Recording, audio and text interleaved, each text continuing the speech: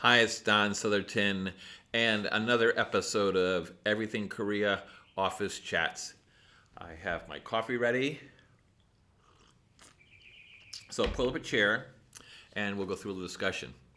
The last couple of weeks, I've had a few calls and I've had people reaching out to me on international partnerships, several different ones, unrelated industries, but same theme coming through. What they see are perhaps communication issues. So I'd like to share a little bit of it from one of my books I wrote several years ago, one of my books called Korea Perspective. I talked about the interconnectedness in the Korean workplace. In particular, the complex relationships that abound. So, referring to my notes here, and this is true whether the operations are in South Korea, Germany, Brazil, India, or the Americas. Directives and requests can originate in the Korean headquarters and radiate out to global operations. In turn, inputs from local working teams, Korean and Western, make their way back to Korea, impacting decisions by leaders there. Relationships also play a very strong part in this process. And sometimes what may appear as being one-sided outreaches and perhaps top-down may actually be the result of months of study, benchmarking, and research, as well as internal decisions and Korean peer input. Now, for reasons unclear to local teams overseas, projects could stall while others reboot. Amid the disruptive business conditions, how overseas teams, Korean and Westerner, work together really matters. And these are whether you're working for a Korean-based company globally, or it's a partnership between a Western company and a Korean company. We all need to recognize that within diverse cultures and mindsets, it requires to take sides, to bend and compromise and adapt. As in actuality, we're all parts of a greater whole.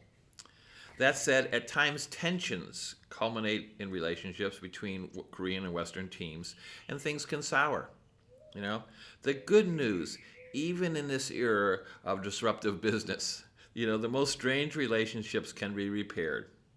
In fact, a negative relationship that turns positive can become a very positive force.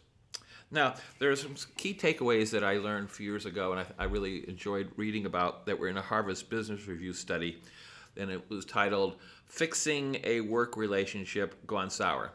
So here are some of the points from that, and I'm paraphrasing them for us. First, give up on who's right or wrong. Next, look forward, not back. Take a solution-focused approach.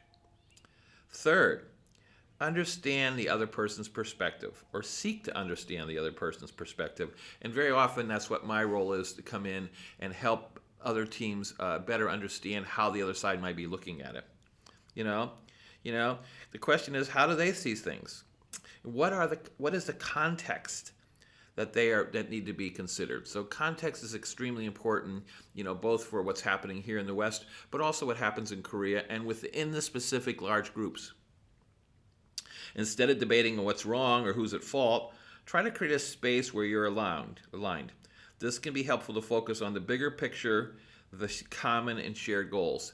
And again, this is where I really get involved in helping both sides sort of get together and have some sort of common ground.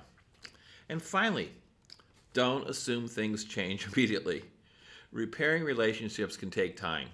And so, again, we have to look at a longer perspective. We have to look just behind. Maybe if something's stalled right now, it can be repaired. We can move forward. 3 months from now, 6 months from now, we could be really back on track.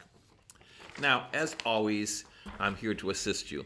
So if you have an extra question or have a situation or something coming up, please feel free to reach out. We'll set a time, Zoom, and have a chance to do that. So as I sip my coffee, I look forward to your comments, questions, and concerns. Have a great day. Thank you. All the best.